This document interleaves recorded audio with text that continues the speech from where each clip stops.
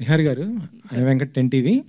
లేదు, ఇందాక ప్రొడ్యూసర్ గారు చెప్తూ ఈ సినిమా ఎలక్షన్స్కి ముందు వస్తే బాగుండేది అని అన్నారు. అంటే ఇప్పుడున్నటువంటి పరిస్థితులను దృష్టిలో పెట్టుకుని ఈ సినిమా చేశారా, లేకపోతే? అంటే ఎలక్షన్స్ అనేది cinema crux of the story కాదండి.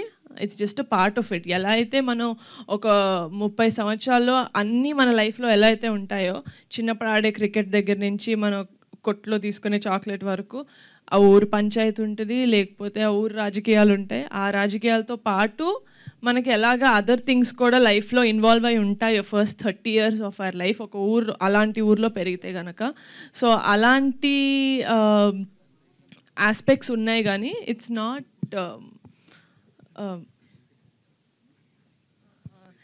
Not completely based on politics.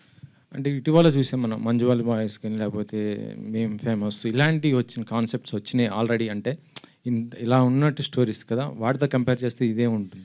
అంటే కమిటీ కుర్రాళ్ళు అనేది ఒక కమింగ్ ఆఫ్ ఏజ్ ఫిల్మ్ అండి. అంటే ఒక 8 సంవత్సరాల నుంచి 30 సంవత్సరాల వరకు ఈ 11 మంది జీవితంలో ఏమవుతుంది, వాళ్ళెవరో జీవితంలో అవుతుంటే నేను ఎందుకు ఇంత ఫీల్ అవుతున్నాను మీకు అనిపిస్తుంది సినిమా చూస్తున్నప్పుడు. You don't disconnect from the character, you will connect with the character. ఇప్పుడు శివ అన్న క్యారెక్టర్ ఉంది, సుబ్బు అన్న క్యారెక్టర్ ఉంది, సూర్య అన్న క్యారెక్టర్ ఉంది.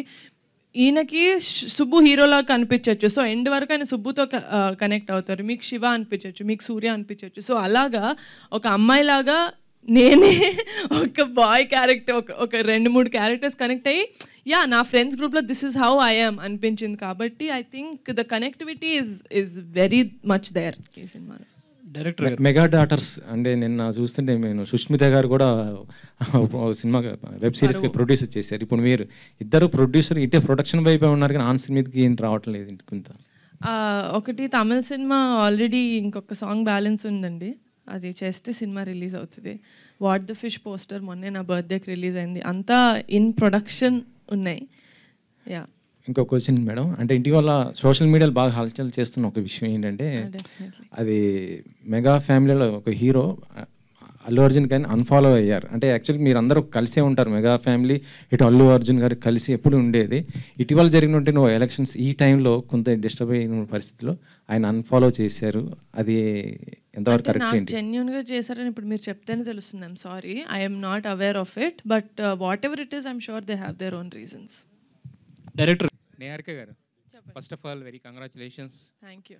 అంటే ఇక్కడ ఇది కమిటీ కుర్రాళ్ళు అంటే ఫస్ట్ పేరు విన్నప్పుడు ఏమనుకున్నాం, కానీ టీజర్ చూసిన తర్వాత దీంట్లో అంతకు మించి అనిపించే కంటెంట్ ఉందని అర్థమైంది. అయితే యాక్చువల్గా ఇదంతా కూడా ఒక గోదావరి స్లాంగ్లో జరుగుతున్న ఒక కథ అని మాకు అర్థమవుతుంది.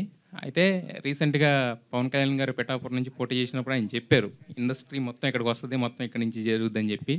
సో ఆయన ఇప్పుడు ఎవరిని అడిగినా కూడా మేము పిఠాపురం ఎమ్మెల్యే గారు తాలూకు అంటున్నారు. బట్ దానికి ఫస్ట్ మీరు అనుకోవచ్చు అనమాట, యాక్చువల్లీ పిఠాపురం ఎమ్మెల్యే గారి తాలూకు ఎప్పటి నుంచి స్టెప్ కమిటీ కుర్రాళ్ళు సినిమా తోటి నేను వేస్తున్నాను పిఠాపురం వైపు, లేకపోతే గోదావరి వైపు. సో మరి అంటే అక్కడ ప్రీ రిలీజ్ ఫంక్షన్ అక్కడ ఏమైనా పెట్టి You're reading my mind.